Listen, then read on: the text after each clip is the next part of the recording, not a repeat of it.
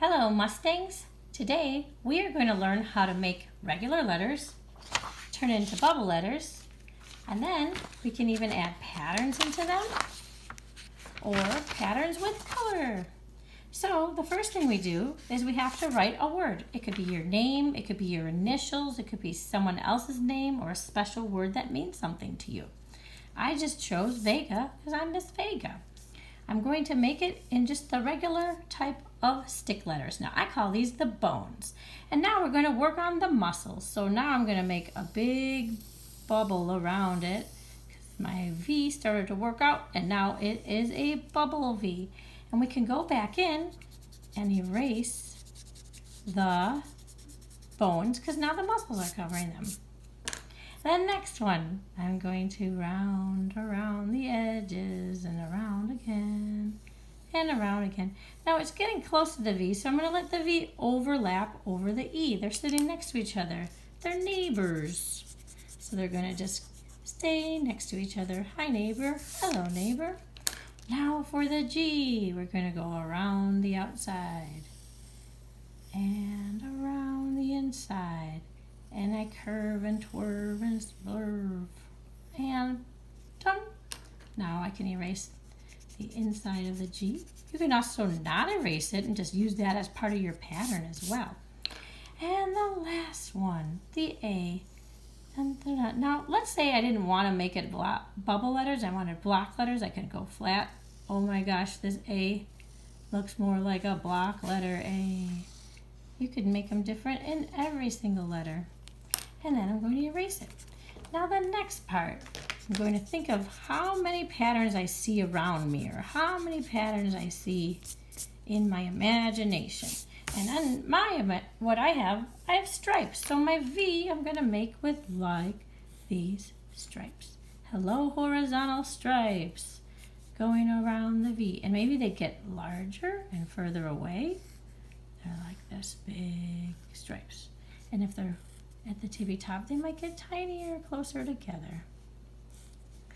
And then the E, maybe I can find another pattern in my house. Oh, this sponge, it's a gross sponge, but look, it has big circles, big circles, little circles, all around my house. I have this dirty sponge, but now the circles are really cool. And I can keep going with that and make a pattern that I'd seen around my house. And then another one. I'm trying to look around. Well, I guess these are on my cup. They're kind of clear, but they look like they are vertical stripes. So I'm going to do that. Vertical stripes on the G. Vertical stripes on the G. And I like stripes a lot today, I guess. And the last one, I might just come up with from my imagination. And I'm going to go back to the vertical stripes, but then if I make horizontal stripes right through it, they go side to side. How's that? I'm making them look like a checkerboard now. Or plaid. It's kind of funny how I do it. Not really sure if this A fits with the other guys, but today he does. Hello, everybody. So now I have a choice. I could leave it like this and start working on the background, which I feel like it's a neat frame to put around it. And maybe put some more patterns in the background of my frame. Or I can add colors and add markers and add different colors to my letters. Or I might even just add shadows and then color in some of the dots, color in some of the lines. If I don't have markers or crayons, that's fine. Or color pencils.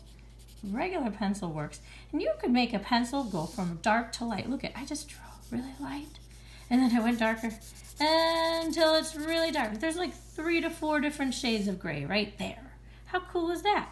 And if you want, you can even make a shadow. You pick one hand and say the right side of every shape. I'm going to put a shadow on. So I'm just going to make a really thin line that goes on the right side of every shape. And it starts to look like it's a little bit more puffy on that side because it's like a shape that's really three-dimensional. And if you have any type of smooshing stick, a piece of napkin, or just your finger, you can blend it in, and it can start looking kind of three-dimensional. Like you can kind of pick it up. I'm going to pick that E up off the page. It's kind of popping off the page. Oh my gosh. So it's a lot of fun to make bubble letters, and it's fun every year. If you were in my class, we'd be making a folder to put all of our artwork in, and we'd be doing our names on the front of the folder, because every year you get to take home a different folder. And this year your folder is online, so that's kind of cool too. It all stays together, you don't lose it. There we go. And now I have either Vega or Vega, or just the start of the Vega name. And that's how I did the bubble letters for my name. I hope you can pick a name, a word, an initial that would mean something to you and make it as beautiful as you can.